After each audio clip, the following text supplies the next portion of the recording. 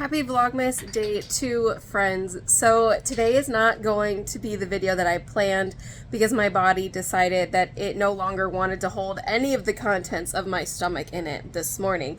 So I am going to go sleep for the rest of the day, but I filmed a video a few weeks ago before Thanksgiving sharing how I was doing and how I was overcoming my binge eating, and there's some really good tips in that video, so I said, you know what?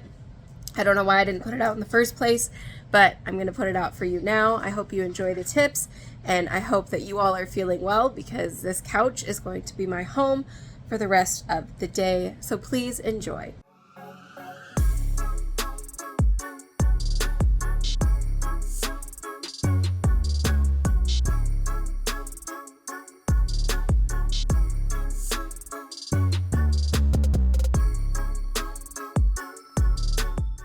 So I started this little journey off, this is week 3. This will be like 21 days of no binging.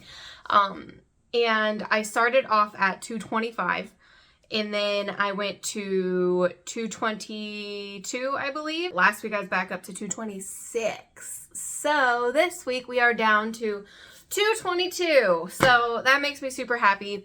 I could already tell during the whole week, you kind of wake up in the morning, you're like, I feel less bloated. I feel a little bit lighter. I feel better about myself.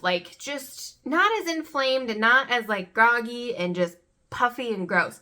So I already knew this week that I was on the right track. Now I did stick to keto 80% of the time. I would say more than 80%. I literally ate keto all week besides one meal, and I was so proud of myself on that one meal. I did not go home and eat more food. I was satisfied with that meal that I had. So I was super proud, but I did eat keto the majority of the week, and you guys know that's how I feel, my absolute best. And I even had a Thanksgiving celebration with my boyfriend's side of the family yesterday. And I stayed keto for the entire thing, and the food was absolutely amazing. And I was full, satisfied. I didn't feel like I missed out on anything. It was wonderful. It was a very wonderful, wonderful feeling. It didn't really start off that way, though. That's why I want to talk about what my therapist and I talked about, because even on Monday and Tuesday of this week, I was just like, why am I even trying? I just want to stop trying. So let me tell you a few things that truly, truly helped me and resonated with me this week in order for me to not binge and honestly not eat out as much. So she and I have talked about self-care before, and I shared this on an Instagram reel, which I will share to a YouTube short, and I will link it when I share it. We talked about self-care, and I've always thought of self-care as treat yourself, pamper yourself, buy yourself something nice, kind of throwing caution to the wind. Now, when me and her started talking, she brought up to me that self-care is not the throwing caution to the wind, buying yourself everything you want to, eating whatever you want to. Self-care is doing things even though they are hard, and especially when they are hard. So that can be, you have some extra money, right?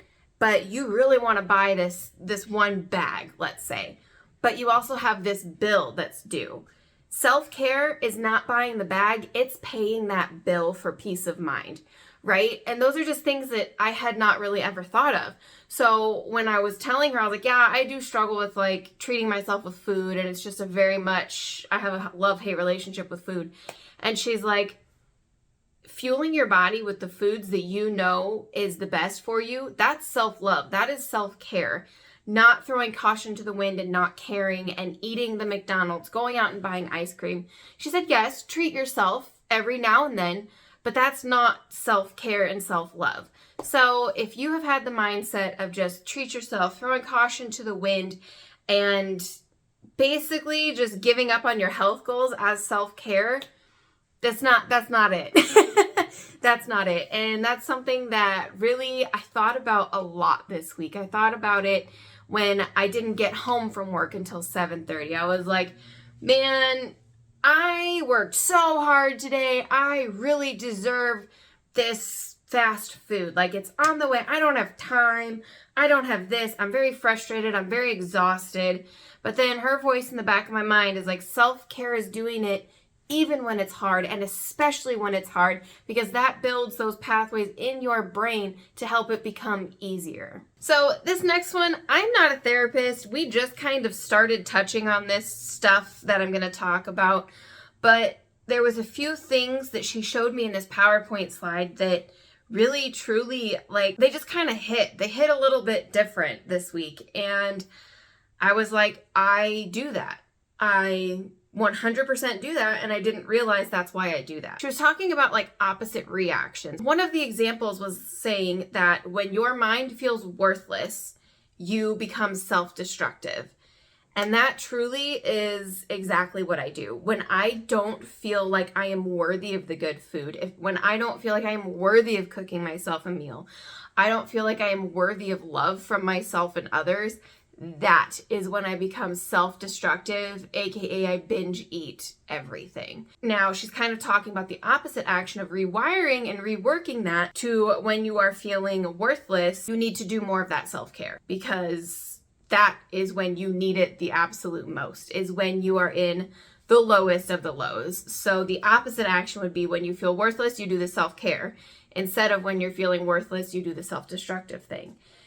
And I know it's kind of like the same thing as like doing it when it's hard, but the way that it was worded, because I had never thought of myself as thinking that I'm worthless, because I don't think I'm worthless. I know I have worth. But in those moments when I'm talking myself into eating terrible food for a whole entire week or 6 months and gaining weight back, I feel worthless. I don't feel worthy of love. I don't feel worthy of good health. Just remembering that, yeah, you're going to feel worthless. We're all going to feel worthless at times, but that doesn't mean we should be self-destructive and get into those old patterns. We should really at that moment be like, no, I am not worthless, and I am going to eat this steak and eggs instead of going to McDonald's on the way home. Those two things literally like changed my life this week. Literally. I don't know how many times I can say literally, but seriously, I said so many times in my head,